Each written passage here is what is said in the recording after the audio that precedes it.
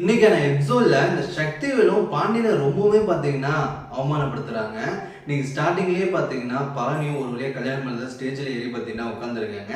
அப்ப பழனியும் பாண்டியனையும் கோமதியும் பார்த்து அக்கா மேல வாங்க அப்படின்னு சொல்லி கூப்பிடுறாங்க. சரின்னு சொல்லிட்டு பாண்டியனும் கோமதியும் சேர்ந்து மேல வராங்க. அப்ப சக்திவேல் இருந்துகிட்டே டேய் மேல வரக்கூடாது அங்கேயே நின்று அப்படின்னு கை காட்டுறாங்க. அது பாத்தீங்கன்னா பாண்டியனுக்கு ரொம்பவுமே மூஞ்சில் அடிச்ச மாதிரி ஆயிடுது, இந்த மாதிரி ஆயிடுது. உடனே பழனி பார்த்து ரொம்பவே ஃபீல் பண்றாங்க.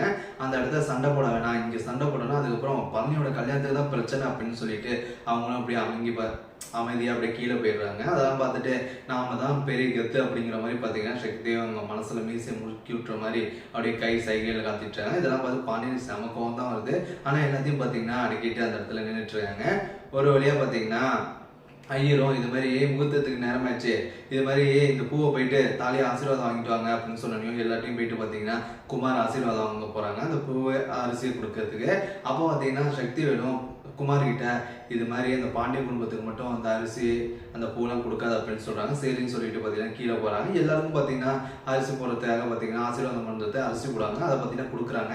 ஆனால் பார்த்தீங்கன்னா பாண்டியன் எடுக்க போற நேரத்தில் பார்த்தீங்கன்னா வேணுகினே தட்டை எடுத்துடுறாங்க. அதுவும் பார்த்தீங்கன்னா பாண்டியனுக்கு ஒரு பெரிய அசிங்கமா போயிடுது. கோமதி மட்டும் பார்த்தீங்கன்னா எடுத்துக்கிறாங்க. பார்த்தீங்கன்னா பாண்டியனுக்கு என்ன சொல்லுன்னு தெரியல, அவ்வளோ பார்த்தீங்கன்னா அசிங்கப்படுத்திட்டு இருக்காங்க. அதுக்கப்புறம் பார்த்தீங்கன்னா கோமதி பாண்டியனுக்கு அந்த பூவை கொஞ்சம் கொடுக்குறாங்க ஆசீர்வாதம் பண்றதுக்கு. அதுக்கப்புறம் பார்த்தீங்கன்னா டைம் ஆயிடுச்சு அப்படின்னு சொல்லிட்டு பார்த்தீங்கன்னா ஒரு வழியா பார்த்தீங்கன்னா பழனி அந்த சுகன்யாங்கிற பொண்ணுக்கு தாலி கட்டிடுறாங்க. ரொம்பவே பார்த்தீங்கன்னா நம்ம பாண்டியனுக்கு சந்தோஷமா இருக்கு. ஒரு வழியா பார்த்தீங்கன்னா ஆசீர்வாதம் பூவெல்லாம் போட்டு ஆசீர்வாதம் பண்றாங்க.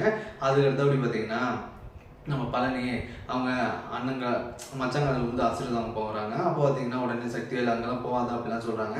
உடனே அவங்க அம்மா டேய் சிவனே இருடா போய் வாங்கட்டும் அப்படின்னு சொன்னோம். பழனி காலையும் அதாவது பாண்டியன் காலையும் கோமதி காலையும் வந்து ஆசீர்வாதம் வாங்குறாங்க. அதுக்கப்புறம் அவங்க அப்பா அம்மா அதுக்கப்புறம் எல்லா காலையும் வந்து ஆசீர்வாதம் வாங்கினோம். பார்த்தீங்கன்னா பழனி இதுக்கு மேலே இங்கே இருக்க வேணாம் அப்படின்னு சொல்லிட்டு பாண்டியன் பார்த்தீங்கன்னா அங்கேருந்து கிளம்புறாங்க. அப்போ பார்த்தீங்கன்னா இருங்க என்னமோ ஸ்டார்டிங்ல சொன்னீங்க நான் என்னமோ கல்யாணத்தை நடிச்சு கிழிச்சிருவேன், அதுக்கப்புறம் வந்து சாப்பிட்டுட்டு போங்கன்னு சொன்னீங்க எங்களை அன்னைக்கு. அதே மாதிரி இன்னைக்கு சொல்றேன், கல்யாணம் தான் நல்லபடியா முடிஞ்சிச்சு, நாங்கள் நடத்தி வச்சுட்டோம்ல, இருந்து நல்லா சாப்பிட்டுட்டு போ அப்படின்னு பார்த்தீங்கன்னா ரொம்பவுமே கேவலப்படுத்துற மாதிரி பார்த்தீங்கன்னா சொல்றாங்க. என்ன திமுறா அப்படின்னு சொல்லிட்டு பாண்டியனோட பசங்க எல்லாம் அடிக்க போறாங்க. சண்டை வேணாம் சிவனே வாங்க அப்படின்னு சொல்லிட்டு போயிடுறாங்க. அப்போ பார்த்தீங்கன்னா நம்ம சக்தி வரும் இதையும் கேட்டுட்டு போ, இனி பழனி உன் கடையில வந்து எடுபுலி வேலைலாம் பார்க்க மாட்டான், இனி அவன் எங்க கூட மட்டும்தான் இருப்பான், அவன் எங்க வீட்டுக்காரன் அப்படிலாம் பார்த்தீங்கன்னா சொல்றாங்க. என் தம்பி நல்லா இருந்தாலே போதும் எங்களுக்கு தெரியும் நீ பொத்து அப்படின்னு சொல்லிட்டு நம்ம கோமதி பார்த்தீங்கன்னா அசிங்கப்படுத்திட்டு இங்கேருந்து போறாங்க. பழனிக்கு பார்த்தீங்கன்னா என்ன சொல்றதுன்னு தெரியல. ஏன்னா பாண்டியன் ஃபேமிலி போறது பார்த்துட்டு பழனிக்கு ரொம்பவுமே ஃபீலிங்காக இருக்கு. ஆனால் எதுவுமே பேச முடியாம அமைதியாக இருக்காங்க. இன்னொரு சைடு பார்த்தீங்கன்னா வீட்டுக்கு வெளில வந்து பார்த்தீங்கன்னா கோமதி நிற்கிறாங்க. அதை பழனி அவங்க ஒய்ஃபை அழைச்சிட்டு வருவாங்க அப்படின்னு சொல்லிட்டு வெயிட் பண்ணிட்டு நிற்கிறாங்க. நம்ம மட்டும் அந்த கல்யாணம் அந்த பொண்ணுக்கு கரெக்டான நேரத்தில் அந்த பொண்ணையும் நம்ம பழனியும் கல்யாணம் பண்ணி வச்சிருந்தா இந்த பிரச்சனையும் வந்திருக்காருல, இன்னும் பழனி நம்ம வீட்டுக்கு வந்திருப்பாங்க அப்படின்னு சொல்லிட்டு கோமதி பார்த்தீங்கன்னா அழுகுறாங்க.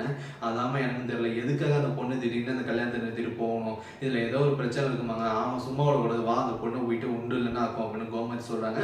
பாண்டியனும் அதெல்லாம் ஒன்றும் வேணாண்டி, எதா இருந்தாலும் அப்புறம் பார்த்துப்போம், முதல்ல பழனி வரட்டும், அதுக்கப்புறம் பார்த்து நம்ம போயிடுவோம் அப்படிலாம் பார்த்தீங்கன்னா சொல்லிட்டுறாங்க.